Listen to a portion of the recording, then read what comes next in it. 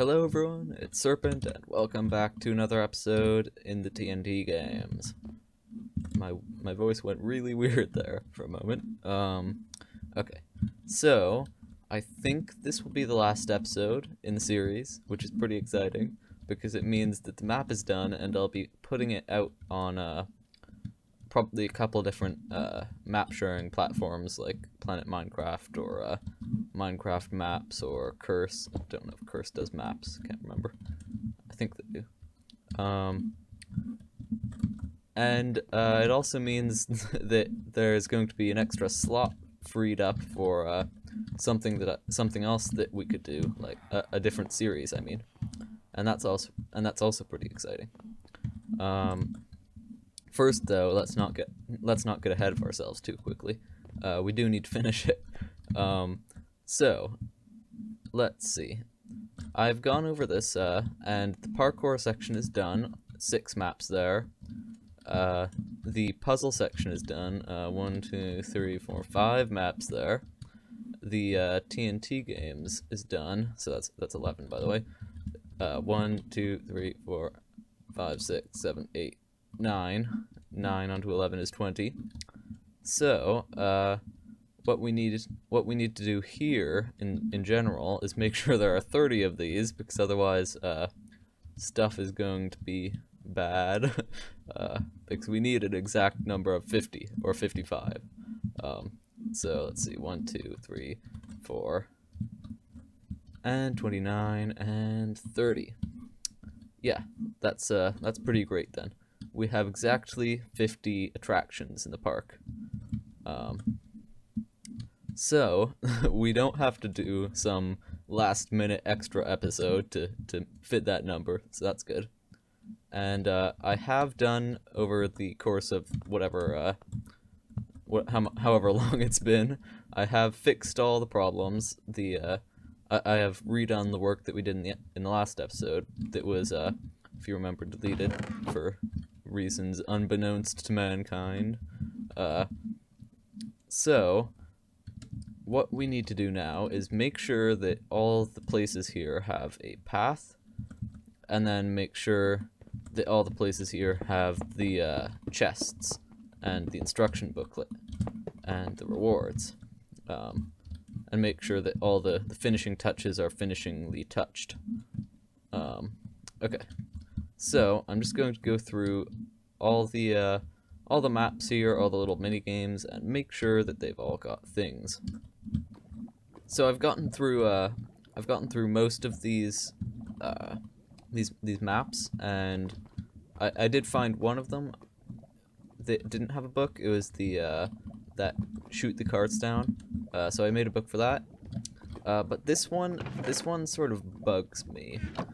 The ghast fight one. I mean, it's a cool game, and I like it, but I don't like the fact that you can blow up the that you can blow up the stuff that is necessary for the game to work. So instead of having a seamless roof, I'm going to take out the risk of not being able to do anything, and instead have a slightly less pretty roof for the ghasts. So this should still work. Ooh. Whoops. Looks like I had a relative coordinate there. Just a second. /kill at not equal to player equals 5. Goodbye. I would have I probably should have done that off camera, but I wanted to see how that spare keyboard worked and whether I could talk while doing it. So I'll see how that worked out. Minus 5.5. Let's see. Let's turn that to 4.5. And that works splendidly. Alright, so we have done a couple more things. Really not too much to speak of. Over there in the King of the Hill, I separated the different classes a little bit more so that it's easier to tell that you're not supposed to take all the stuff in one of the chests. So from here, we basically need to do a path for this, a path for that, or, you know, entrance, because you can't really do a path up, or over there especially. But I did realize that right here I had a pretty good idea.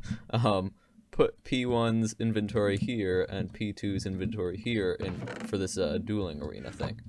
So I'm going to put that in all the other places where I don't really want people to have an inventory of stuff. So, oh, and boom, and likewise, like that, except not quite. There we go. So I'll do that for a bunch of these, and then we'll move on to the path making. Great, so that's all done, and now I'm just heading back to the spot over here. Also, I would like to quickly address because the fact that this is probably late. I guess that's not a fact, because it's not definitely, but it's probably going to be uploaded late. I've just been really busy lately. I've got a whole lot of back to or second semester homework. I've got a bunch of other stuff, including but not limited to braces coming up in a couple days, which hopefully won't make my voice sound so funny or too funny. I've had them before, so hopefully it'll adapt pretty quickly. But just a warning. But yeah, I've got a lot of stuff going on, so the videos lately have been a little bit short and a little bit sporadically uploaded, and it's gone back for quite a long time. So I'm sorry about that. Trying to do stuff about it, but you know how it is sometimes. Okay, so now we need to make a path for this, and the only difficult part about this is making sure it's centered. I'm not even going to bother with that one. I'm just going to put the entrance somewhere around there. But this one, I guess, does need to be centered. Time to get out some measuring equipment, or, you know, count. The entrance is centered, and the book and the gear is also in there. I guess I'll just leaf through it for you there. This is one of my favorites, really. It's a lot of fun to play. Especially with the cool sound effects. Okay, so we have that one done now. So it's just this one over here, and that shouldn't be too much of a problem, really, because we're not going to bother centering it as I said. So let's see, just something like that, and I'll get it ready. And I think that's that, really. I've got this book now, like that. And there's really no need for any gear in here, because that's all provided over here. Remember, we did this. I like that system. It's neat. Works well. And then there's also back places here. So I think we're done with the map. Feels nice saying that. However, I want to do one more thing before finishing up. Well, actually a couple. That was not clever. I want to do a couple more things before finishing up. There we go. Firstly, get rid of this path. But, oops. Diamond. Okay. So, firstly, get rid of that path. Then I want to write a new book for the center there, one that actually one that's actually useful for the very start, and then I also want to go to the spawn chunks, and I want to go to the spawn chunks, and then and then there I want to hook up a little system that will allow you to very readily set your spawn. Because I don't have an automatic system for that. so I want to make it a little bit easier for people. So let's see, where's the center? Basically here. So if I do it down in the ground here somewhere, it'll be constantly loaded. So I'll get to that, and then yeah, I shall then do this. Alright, so what I want to do here is I want to make it so that if you place down...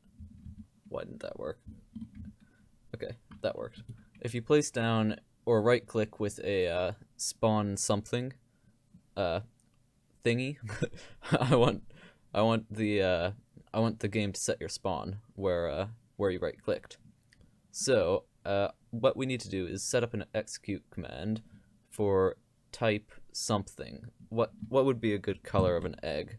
That was the wrong button, not Alt Tab. What would be a good color for a spawn egg? A literal spawn egg? Probably maybe squid, actually. Or Vex, something slightly mystical looking. I don't know, maybe just Vex, that works.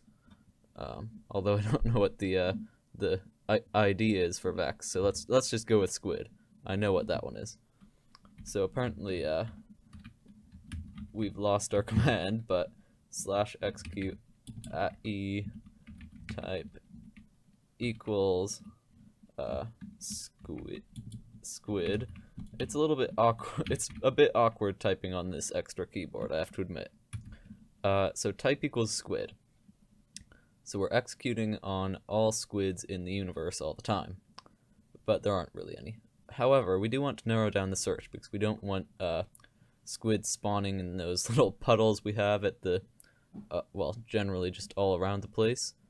So that means we need to narrow down the search area a little. So instead of just silverfish, or I changed it from squid to silverfish because squid drop something when they're killed and silverfish don't. So instead of just all silverfish, we want only silverfish with the name set spawn, and then we have the command after. And then we also want to kill those silverfish instantly so that they don't run around attacking people. So let's see how this works. If that chat will go away, it would be nice. Go away, chat. Okay. And you can see that whenever you right click, it says hi. That's what we have set into the command here. So instead of having it say set hi or say hi, what we wanted to do is on that location execute at closest player spawn point there. I think that should work. And then maybe we also want it to say hi, or not hi, but spawn point set or something. So let's try this. And that didn't work. Okay. Now I need to go all the way back. Just a second. Okay, so as it turned out, I did the command there wrong, and not only that, but I also didn't need to use the second execute to specify the closest player from the silverfish. I could just execute the command spawn point closest player because it already has that selector built in. So now it does work. So if I say spawn point naturally right there, and then I set my spawn here, and I do /kill, you can see that I spawn up here where the silverfish died.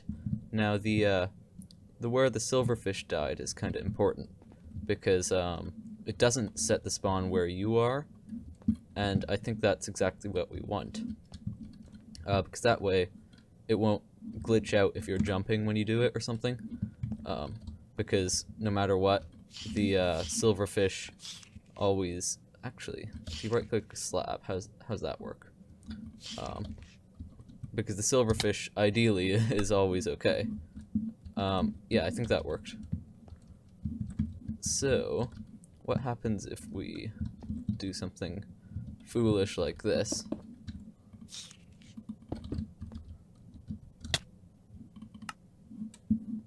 It just reverts to, oh yeah, home bed was missing or obstructed. Okay, so that reverts to spawn, world spawn. So we have these set spawn things now, and we can put them in the big chesto pumpkin pie. Let's see, yeah, just like that. I like these things; they're pretty cool. Instead of having to run a command, now now the players on the map, whenever they encounter something like this, where they're basically guaranteed to die, they can just right-click with the set spawn, and their spawn shall be set. So now I've finished off the revised book. It's spread out in this chest here with the other stuff. It's 7 pages long, which is kind of long, but I don't know. I tried to keep it sort of short. Anyway, that's the book there, and I think that's all the stuff there for the for the map. Although there might have been something else I wanted to do that I've forgotten. Oh yeah, right. One last thing. Well, actually, okay. Maybe not quite one last thing. But I want to put a couple hidden nether stars around the map. I've already done that a couple places, but not as many as I'd like, so yeah, let's put that in then. I'm going to put one here, basically just anywhere that I think would be a good place to put another star. Let's see. That's good. Although that's kind of obvious. Maybe over here. I won't do these all on camera, by the way. But yeah, I'll just go through the world here and do a bunch of that. And that's that. Chests are scattered around with nether stars in hidden places, and that is that's the end of the TNT Games map, or TNT Games map, yeah, series. So hopefully you enjoyed this series, and I shall put this up on various platforms and put a download link in the description and all that good stuff. And I shall see you in my next non-TNT Games related video. Take care. Bye-bye.